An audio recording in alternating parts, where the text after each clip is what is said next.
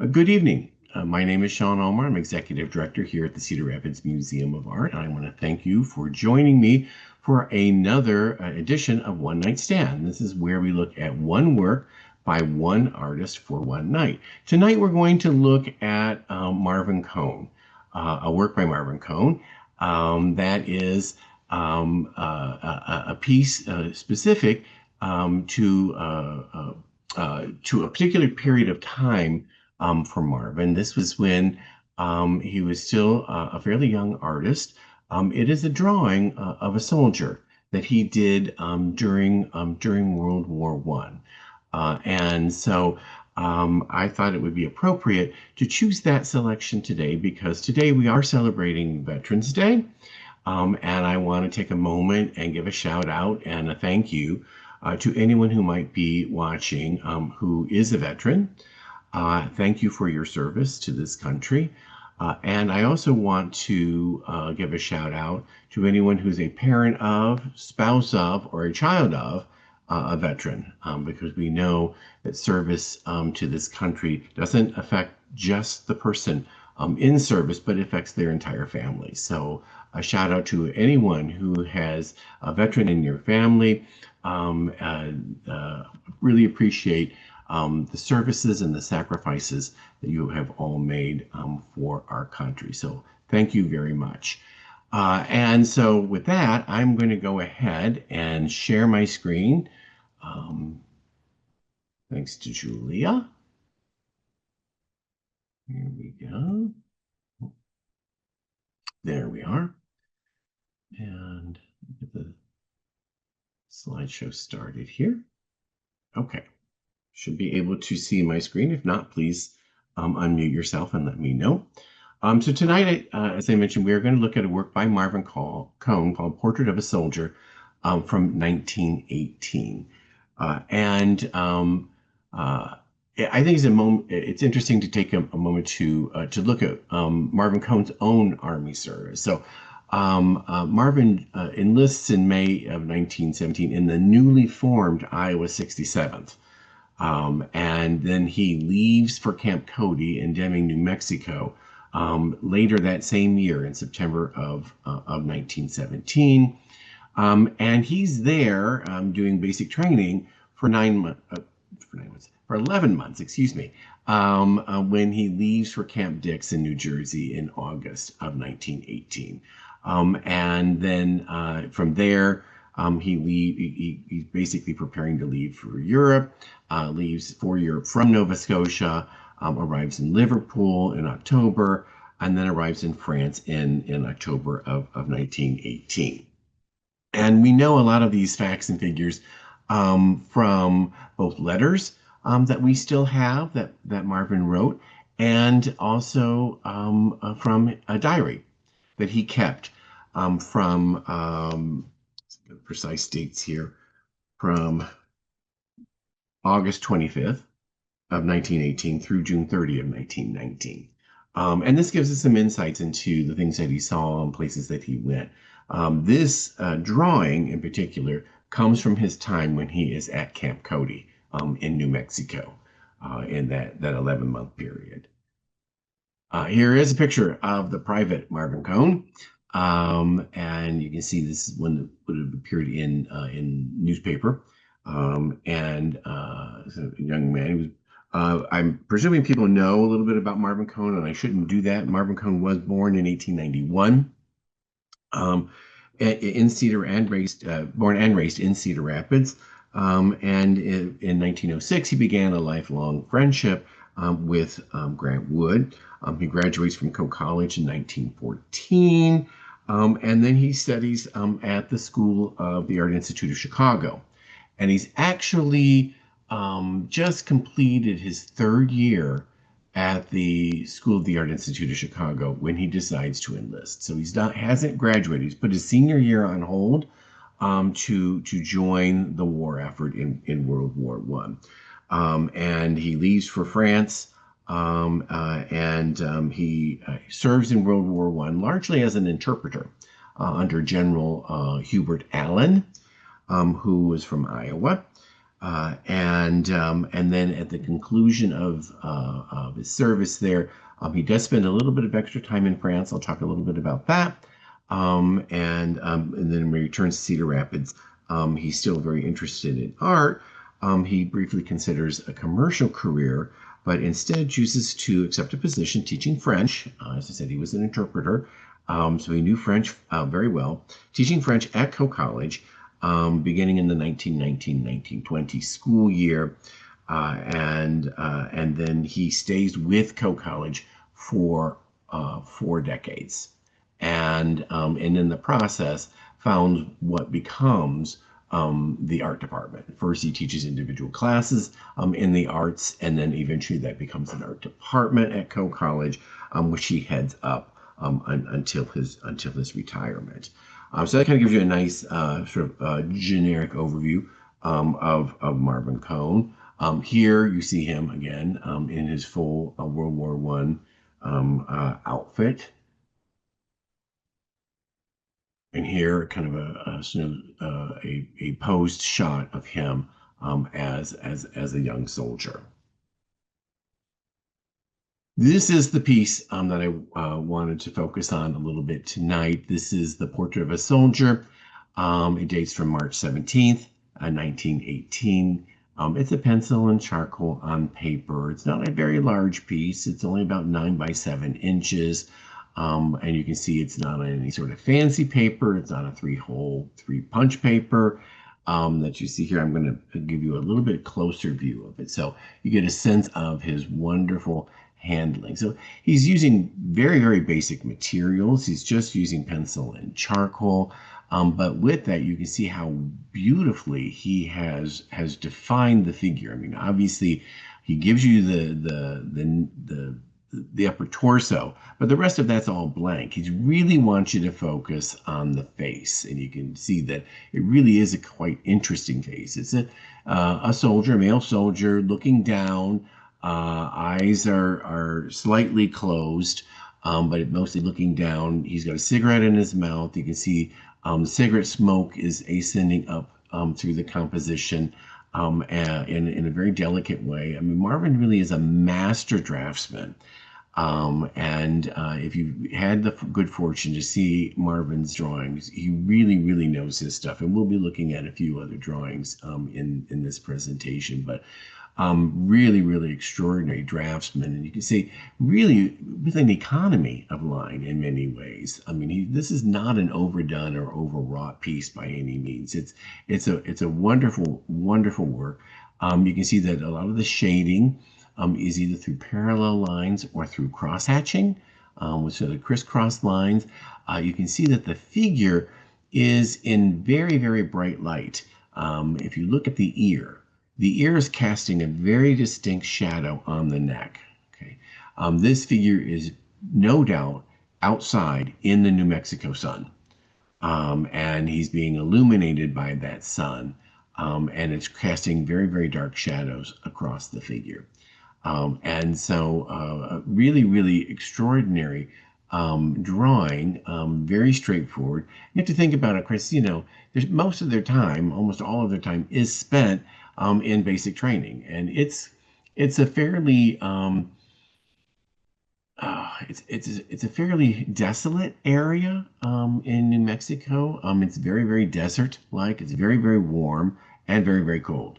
And so, and he's spending there, 11 months there in basic training. Art supplies are probably in very short supply, but he is, as I said, he's finished his 3rd year at the Art Institute of Chicago, the School of, and, and he's already, has a lot of sort of natural talent that he's brought, but then he's been able to refine that through his studies. And you can see that here, with very, very rudimentary supplies on hand, he's been able to realize a very, very telling, I think, portrait of a fellow soldier. As I mentioned, he specifically dated it March 17th, 1918. We know the exact date that he drew this. I don't have any corroboration in any of the letters that Marvin wrote before or after this moment in time that references this. So we have no knowledge as to the motivation behind doing this particular portrait. There's no reference in any of his writings that a person sat for him or he got a good sketch of somebody or anything like that, which he sometimes does in his diaries, but nothing about this particular piece. And you can see that he's also inscribed it. He came from Britain on the right hand side, which is in and of itself very unusual.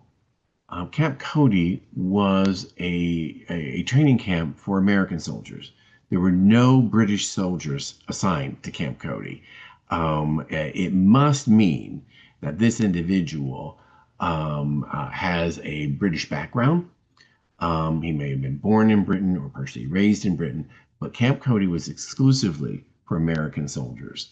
And so he would have been an American soldier, although he may have had some sort of original location of Britain, either in his birth or in his youth. But by this time, he's certainly an American soldier. And in between those inscriptions, you can see a much closer view of Marvin Cohn's handling of the medium. This isn't an area that's not the focus of the composition by any means, but you can see there's an extraordinary assuredness to his line quality. There's so many ways in which you can put down a scribble on paper and it will go 47 ways wrong, right? So, Marvin knows how to handle his medium even at this fairly young age. And he knows just enough and not too much to communicate what he wants to communicate. And this is not the only drawing that Marvin did when he was at Camp Cody. He also did a few others that survive to Camp Cody from 1918, even smaller, by 5 by 8 inch piece here. And again, very simple, pencil on paper, and is able to really communicate what it looked like at this particular moment in this particular encampment. And the encampment, they did do an awful lot of treks, an awful lot of hikes, miles and miles and miles, and then they would pitch tents, and then they would do, break them down and do more and more. I mean, the letters of what they did day to day are fascinating in and of themselves. But it was a fairly grueling basic training, but was preparing them for what they were going to face in Europe. Here, another wonderful drawing from 1918 from Camp Cody as well. Again, sort of where they pitched the tents and here a little closer up with some of the soldiers here. Now, I don't. This isn't the first time that Marvin has looked at soldiers. I think this June 1916, so 2 years earlier, really, a drawing probably made in Chicago, because he would have been in Chicago at this time. I think this represents a couple of soldiers either on leave or passing through Chicago on way from one camp to another, or what have you. And I think this probably represents something like, again, extraordinary economy of line. It really is a study in light and shade. And really what you're seeing is a depiction of shadow. And that is defining the form in and of itself. These are all works, I should mention, that are from our own collection. So it gives you kind of a sense of some of the wonderful treasures that we have by Marvin Cohn. Here's another rather curious piece. It's also from 1918. It's clearly dated June 21st, 1918. He's absolutely at Camp Cody at this time. And yet here's this very, very non-Camp Cody kind of image. And this woman looks to be almost like a bride in a hat and flowing gown and flowers around.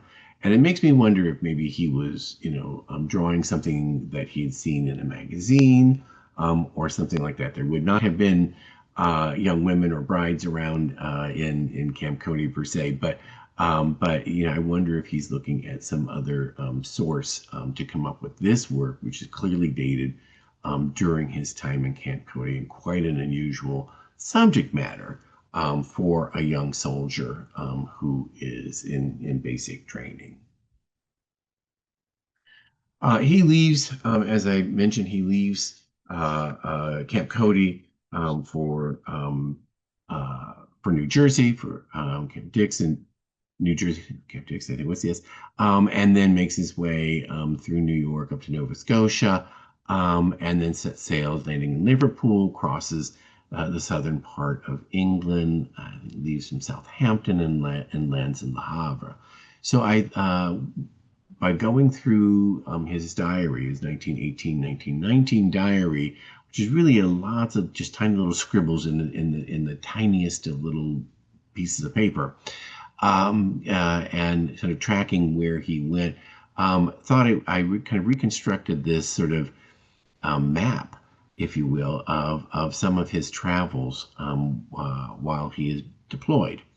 So he lands in Le Havre and makes his way to Saint Medard, which you can see there is marked B. And he kind of makes a little sojourn down for just a couple of days to Bordeaux, which you see is down where C is. But then, comes back up and is in Le Mans, travels through Orléans and Troyes, on his way to Langres. So Langres is a place where he was, which you can see is in the eastern part of France. It is where he spent a bit of time with General Allen. He was sort of attached to General Allen's as his translator, and Langres was one of the locations where they spent a considerable amount of time. They were also then sent over to Pons. General Allen was reassigned and take over another division as well. So they headed back a little bit to the west to Pons, and then to Talancourt, which is again over in the east. Under the letter I, and then J, Colombey. He passes through Colombey and Contreville. Eventually, he makes his way to Paris and down to Montpellier, which you see is at the bottom. So during the course of this time, as I mentioned, he arrives, or he leaves Camp Cody in August of 1918, and gets to France in early October, and then of course on November 11th, armistice. And so he actually almost, just over a month and a half after he arrives in France, there's the armistice. But that doesn't mean everyone packs up and goes home. Being attached to General Allen, there were all kinds of duties and responsibilities that needed to be attended to before being able to go home.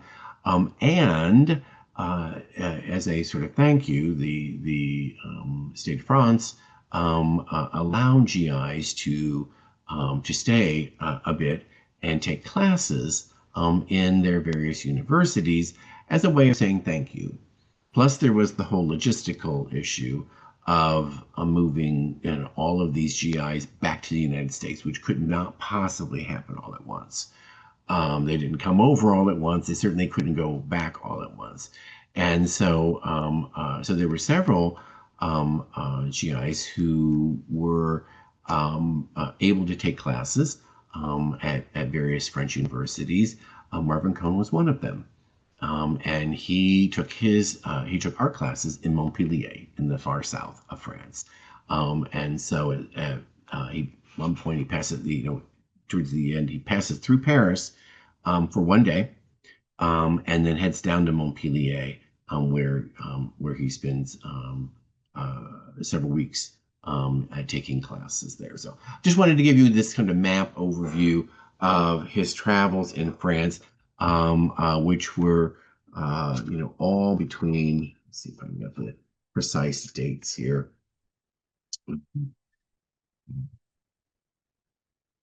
So all between He lands in France on October 8th at Le Havre, and leaves France um, on July 9th. So of the following year. So that period of time, and then of course, so he passes. He leaves. He's in Paris for one day in February, and arrives in Montpellier at noon on February 26th. And he's in Montpellier eventually studying from February 26th until July 9th. And so kind of gives you a sense of the time that he had there to study. So he never stopped sketching. And several of those sketches from his travels while he's in France exist today. And I wanted to share some of them with you to kind of give you a bigger picture of Marvin Cohn's work during World War I. So here is a quick sketch, just kind of an outline sketch of that town I mentioned to you that he stayed in for a bit of time, Langres in France. And this was clearly dated November 22nd, 1918. It's a little bit pale. It's a little bit hard to see on the screen, but you can see the outline of several buildings. You can see the wonderful chimneys along the top. And then along the bottom, you see this wonderful retaining wall, the kind of the wall, because Langres was kind of built on a hill, and there were some drop-offs, and so these kind of retaining wall kind of kept everything together. Here is a view of present-day Langres, and it's not changed much in some regards. There is that retaining wall that you see there, and it's almost as if Marvin Cohn would have been standing at the far end of this image, looking back towards us, because it's the kind of street with the retaining wall to one side and little chimneys poking up that he would have seen as being very quintessentially French. And found it very, very interesting and created this. He's always very, very interested in light and shadow, but also in the intersection of planes. And I think looking down this street with these houses, I'm going to go back one, with these houses and structures all sort of lined up next to each other and kind of the in and out, in and out, in and out of these intersecting planes. I think that's one of those things that just really, really entranced Marvin Cohn. And we see that appear later in his work, in works such as The Houses That Jack Built, but also as he moves into abstraction later in his career, where it's really all about intersecting and overlapping planes. And so I think it gets its birth in his fascination with sort of these kind of architectural massings, such as you see here in this drawing from Langres. Here, another example. We don't know the location. We don't know the precise date. Comes down to us as being dated in 1919. And you can see here, it's just sort of this wonderful up and down of the roof lines that you see here, the very steep stepped roofs, the very skinny, tall buildings, houses probably, with storefronts along the base. Just he sees this as a wonderful kind of row up of various structures. Or here, drawings also locations unknown, but dated from 1919. Again, very interested in the top image, in this very quintessential French street scene. You got a couple small figures in there, and you see in this wonderful sort of arrangement of architectural elements, sort of all sort of conjoined in one fashion or another. And then down below, kind of a scene that we see, spent a lot of time in vehicles with the general, going from place to place to place. They saw a lot of the countryside. Some of it was quite beautiful, some of it was quite destroyed. And he remarks about that. And then oftentimes he didn't mention this, but you can still see this today as you go through the various streets and lanes of France. You see these wonderful little memorials or monuments on the roadside, and he just sort of captured one quickly in this. These are not very large piece of paper. They're really, about 6.5 by 4 inches. So they're not very big, but they would have been extremely portable. He could take them with him if he had a few moments while the general was doing something. He could maybe get down a sketch that he would then, no doubt, will look at and refer to later in his career. Here, an ink on illustration board of Talancourt in France.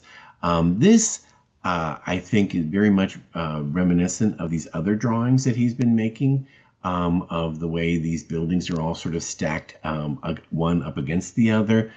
However, something that's this precise on this size paper, I have a feeling he would have done after he returned to the United States. So after he got back to the States, which was, shortly after he left France, I think he was, from memory or maybe from another drawing that no longer exists, he creates this wonderful illustration, ink on illustration board, of this town, or a portion of this town, Talancourt, which is another location that he spent some time at with General Allen. And he uses this as a base to create a print. So he creates this offset lithograph that he then adds hand-colored a gouache, watercolor pigment to it. You can see where he's kind of defining the various elements, and then he does this even more so when he adds in the windows. You get this sense of nighttime or dusk time. Lights are coming up. It's a snowy kind of scene. The roofs are all white, and there's a blanket of snow. And of course, he was there in the winter. And so, he gets there in October and is leaving, in July. So he sees the winter, and there's been very many cold. He remarks how cold it is in many places. So, of his diary. So, but he creates this wonderful print of Talancourt that all begins, I think, from that ink on illustration board. And all of this would have been done, I think, after he returned to the United States. He would not have had the ability, I think, to make the prints there. Slightly possible he would have done this in Montpellier, but I don't believe so. And this is Talancourt. So you can see, even today, it is a very low-lying town, mostly two-story structures. The church dominates the horizon, but it's all very low-lying, and he captures that sense in his print, I think, beautifully. And then there are a couple sketches like this. You can see this is torn out of a little perforated sketchbook. You can see the perforations along the top, if you will. Little, just sort of really quick, grab and go kind of drawing, landscape from 1919, location not specified. But when he does get to Montpellier, when he is taking some classes there, while he's waiting to ship back to the U.S., he does get off one of these this is a small painting. It's only about 6.5 by 9 inches. So it's something that would have been very, very portable. And here he captures the town, Montpellier, which is in the south of France, right on the Mediterranean. And kind of built into the side of a hill. Wonderful white buildings with red roofs, and his impressionistic style, which is what he was focusing on at the time. And here's the city, a view of the city, a very large city, Montpellier, and you can see a wide variety of architectural styles here. But what Kohn chose to focus on really is that sort of the old city, the old towns that are, that are the old part of town that is, 3-4 story buildings with red roofs, and it feels very Mediterranean, and because it is very Mediterranean. And here, a French farm scene, again, very simple. Again, very interested in sort of the sort of architectural massing, these intersecting planes. Again, a very small work, very portable, something he would probably have done down in Montpellier, where he had sort of access to a wider variety of art-making materials, or potentially he could have done it upon his return to the U.S. But I think this is more sort of in the moment, in the place. Well, in Montpellier, he did lots of day trips out to lots of small little villages, and so this could very easily have come from that. And here, sort of abstracted, image of a landscape with some abstracted trees, some abstracted poplars, which would have been very much the case in the south of France, and this very large cloud looming in the background. And so it clearly shows that Marvin Kung was interested in cloud and cloudscapes very early in his career, something that stays with him most of his career. Here, a very tiny little drawing with watercolor added, that's a nice exploration of something he was seeing while he was in France. But he didn't just do landscapes. He did do some figurative work while he was abroad as well. So here, an image of Henriette. We don't know who Henriette was. We do know that when he was in Montpellier, at the École des Beaux-Arts, the School of Fine Arts, they did have models come in, and drawing from the live model was one of the things that you would have done. And so this could have been that. Or it could have been somebody that he knew or encountered at another time. It's not a very large piece. It's just really basically, an 8 by 7 inch piece. And you can see it's got a terrible, terrible matte burn on it. But it was something that was framed and on view for a long time, and possibly in his own studio. And then here, La Bohemienne from 1919, a small oil on board. Something like this most likely was done when he was in Montpellier at the school after his active duty. And we also have these wonderful drawings from his time in France, the aeroplanes. You can see this large looming cloud in the background, another example of his interest in clouds. These wonderful simplified forms. You can see this again, very different from the drawing of a soldier that we started today's discussion on. This is very, very linear, very sharp lines. This is the kind of work that made him, I think, consider being a commercial artist, being an illustrator, because this would have translated well into illustration. But he comes to that by doing these preliminary sketches, such as this girl with a hoop, which dates from either 1919 or 1920. It's not quite clear whether it was on that trip while he was in the service or when he went back to Paris in 1920. It's unclear which of these are, but this is a very typical kind of drawing that he was doing as a preliminary sketch that eventually would then become firmed up in a composition like the aeroplanes. Or here, another figural study from 1919, a young man with a large, presumably loaf of bread under his arm, and these kind of wooden shoes, these wooden clogs that he's got. He's really, again, focusing primarily on the face, but everything else is realized to the point where it's completely readable.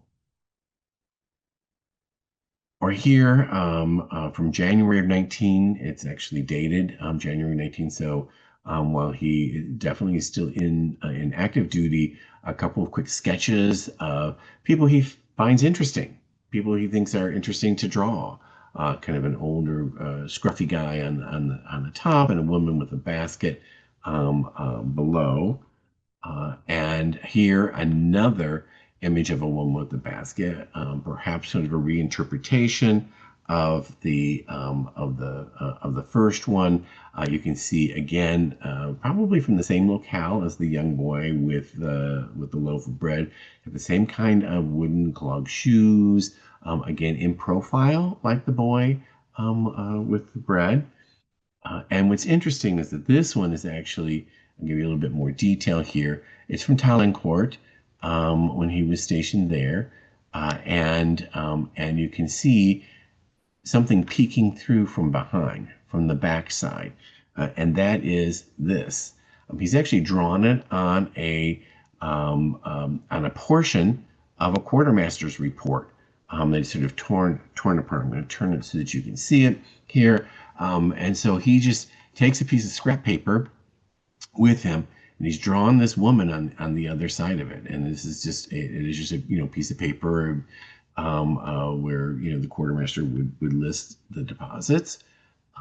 And here another figure, also France, 1919. As you see, another woman in profile in the other direction without the basket, a little bit sketchier, but it too is on the back of a quartermaster's report form. And you can see notation there to save. The L 1995 224, that's us. That's the museum code number, but save is not us. And here's the two of them. You can see that they're really drawn. So he was, really doing these sketches in whatever paper he could grab his hands on to. And that brings us back really to the piece that we started with, this wonderful, very realized drawing from before he goes abroad, before he's in Europe, and he's just he's still at Camp Cody, where where he was for 11 months, creating this really remarkable work. There's not much else that I'm aware of beyond this drawing and a few other drawings that I've shown you that come from Camp Cody. But he did eke out time between all of the other rigors of being, in basic training to create this really remarkable, very highly realized pencil sketch of a gentleman who apparently came from Britain. So I just wanted to give you one more shot, a different shot of Marvin in uniform here.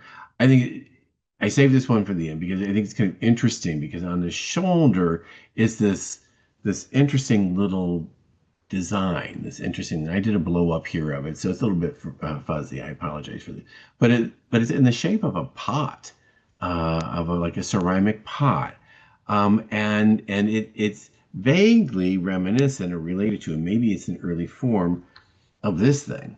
This is actually the red bowl design that Marvin Cone did for the soldiers in Camp Cody.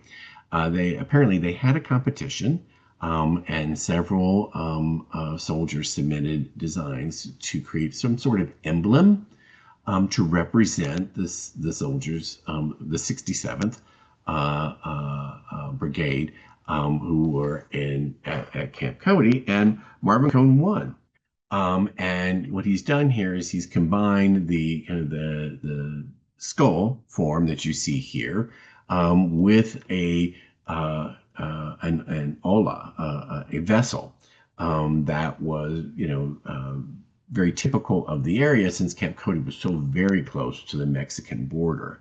And they just saw this as a nice combination. It became the emblem and was on the patch that the soldiers would wear in the 67th. And it did change its shape from time to time, but it was used in World War I. It was used again in World War II by the 67th, and even up to the present day. This Red Bull design by Marvin Cone continues to be used by the 67th. And here, one of those famous photographs of soldiers here using that Red Bull design and sort of the kind of schematic vessel form that surrounds it in Camp Cody in August of 18. Marvin Cone is no doubt in there somewhere as one of the many soldiers who was there training.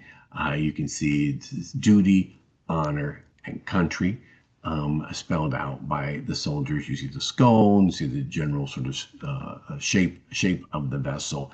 It's just one of those images I kind of stumbled upon when I was doing research for this presentation. I said, well, I've got to include that. I got to find a way to include that because it's just such a cool image.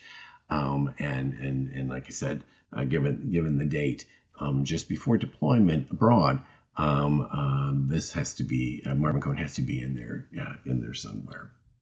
So that's the last slide that I have, and so I will go ahead and oops and stop sharing. Oops, um, go. All right, there we go. Okay, so those are the images I had to share with you. I wanted to kind of really focus on his time in the military in World War One, sort of in conjunction with our celebration of Veterans Day today.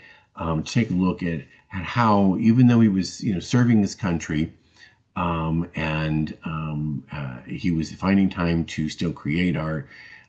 He does come back, as I said, and considers commercial art. Instead, he decides he's going to teach French for that first academic year at Coe College, and that led to more to nearly 4 decades at Coe College. And so I just it all really kind of begins with this trip. I mean, he's certainly a talented artist before, and is studying at the Art Institute of Chicago. But it is interesting to see how, when removed from that environment and placed into an environment that's quite different in World War One, how he is able to still find time to create, to satisfy that impulse to create, and this gives us a little insight into some of the things that he was interested in that we then see continuing in different forms, oftentimes later in his career. So all of the things that we associate with Marvin Cohn later in his career really can be found at the very beginning of his career, sometimes in ways that we don't expect.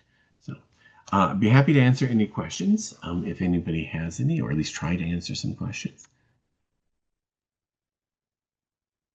Sean, do we know what his education was at the Art Institute had was made up of in those first 2 years? Was he studying painting, drawing, or was it a full kind of introduction to the arts? Do we know what that was about? We probably do. I don't probably know off of the top of my head. I mean, I know we have drawings. I know he was in drawing classes. He was doing life drawing. I know he was painting. I don't know if he was involved in sculpture or any of the other fine arts. But he would have probably in year one, because he was there for 3 years, he probably would have been introduced to all of the arts to some degree. But I think that by the time he was a third year, he would have been focusing primarily, I think, in drawing and painting. That the level of sophistication is just stunning. It really, yes, absolutely. And then to voluntarily put that on hold when you're so close to the end, to the end of your studies, put that on hold to, go, to war after the war's been going on now, for 3 years, to go, put that all on hold and to go there. And many people are not coming back from that war, and he going in, knowing full well that the risks involved, that it was a very bloody war. It was devastating war, and he joined up right after the 67th was formed, and so he was there was no hesitation. Put it all on hold. Let's move forward.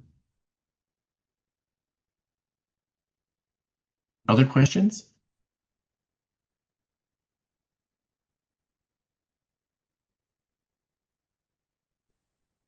Hey Sean, it's Renelle here. Hi. I actually posted something in the chat about perhaps this British soldier that Marvin Cohn drew that he depicted. Wonder if by chance, and I have not heard of this happening on US soil during World War One, but just sort of kicking around an hypothesis here. What if this British soldier came to the US to help train American soldiers before they went abroad? When the US first declared war, April 6, 1917, on Germany, so many of our soldiers were untrained and they were sent to France and then they were trained over in France. So perhaps by 1918, the War Department got their act together and said, we need to train soldiers before they go to Europe. And maybe they asked British soldiers to come over and train our doughboys before they went to Europe. So just a thought. I wonder if there was anything like in Marvin Cone notes or letters or anything like that that might indicate this idea. Maybe. I don't know. Just thought I'd throw that out. Well, it's a good thought. I wondered that myself, and but when I the research that I was able to do was fairly definitive in the things that I saw that it was Camp Cody was not for anyone but American soldiers. There was no reference to to British or even French trainers or other soldiers who were also going through basic training, and they seemed adamant about it, in an odd sort of way. I don't know. I don't know if there was a reason for this, but I too thought that there might be a possibility that there would be a mixture of troops, since these people would oftentimes be serving side by side, or maybe the British soldier was rejected, by Britain and came to the United States to serve because he really wanted to serve, but couldn't serve anywhere else. I could find zero references Interesting. to that, and I did not see anything in Marvin Cone's letters, or anything, at least the ones that I read. I didn't see anything in there that referenced anyone but American soldiers there. So it really surprised me because I mean he clearly says he came from Britain, and so it just led me to believe there had to be British soldiers mixed in, but I could find no corroboration in any of the official documents that I was able to find that there was anyone but American, U.S. soldiers that they made it a point of saying there was sort of no commingling. But so I don't know why they would try so hard to say that, but I think that Yeah. I think that I think there's an opportunity to do more digging here on that aspect, because I think there has to be a logical explanation, and what you suggest might very well be it. Yeah, I'm thinking too, there might be something at the World War I Memorial in Kansas City or the Center for Military History out in Washington, D.C. area. So maybe I'll do a little bit of digging because I'm intrigued by this, Sean. I really am. I'm like, how did this guy get here? So yeah, cool. All right. Thanks for sharing, Sean. Yeah. Hey, if you find out anything, let us know. Obviously, we'd love to know a little bit more about this character, especially if we could identify who it was. I mean, it's entirely possible if it was such a rarity. It's entirely possible if the person has a specific name we could locate. But yeah, it was it certainly is a rabbit hole that you can go down, and enjoyably so. But I think that yeah, in the sort of in the but I wanted to get done with the this particular look at this piece. I didn't have time to do it as completely, or dig down as far. So if you find something out, by all means, let us know. Absolutely. In all my spare research time, I will. Yeah, right.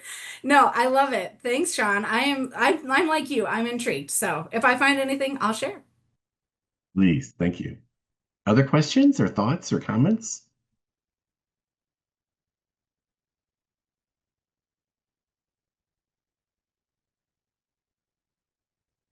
Well, I do appreciate you joining me on this journey. When Julie and I were thinking about one night stands and what to do when, Julia did a wonderful one last month on Marvin Cone's birthday.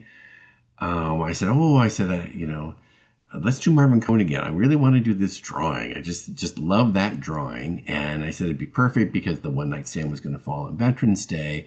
And that just, we said, oh, well, let's bring in some of the other wonderful things he did while he was at Camp Cody. You just think, gosh, you're in basic training. Who has time to draw? Marvin Cohn found time to draw. And then of course he said, well, we can't just leave him in Camp Cody.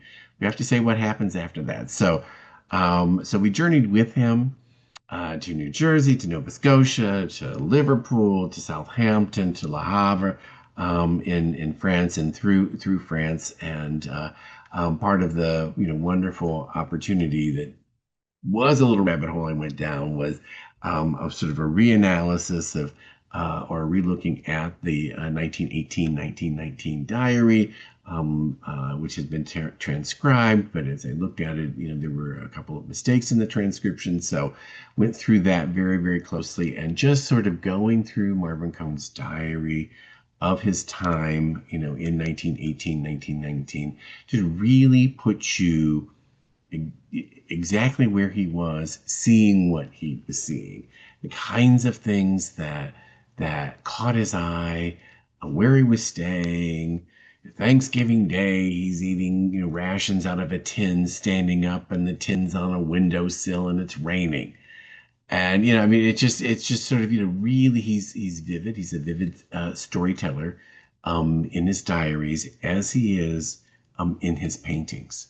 And so we're fortunate to have that kind of a primary material to work with, that and his letters. And so often these things are lost, and they don't come down to us, and they're not always absolutely critical to understanding the artwork. But boy, when you have them, and they are as well written, and as almost poetic as Marvin Cohn's writing is, it really adds something to your understanding of the artwork, and your understanding of the man.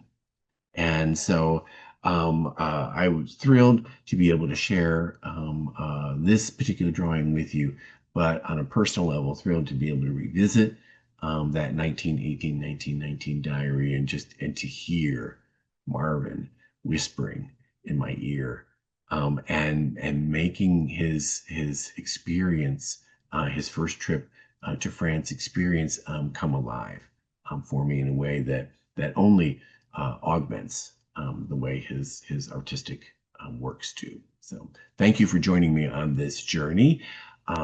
Please join us next month for another one night stand. And I hope you have a good rest of your evening. Thank you.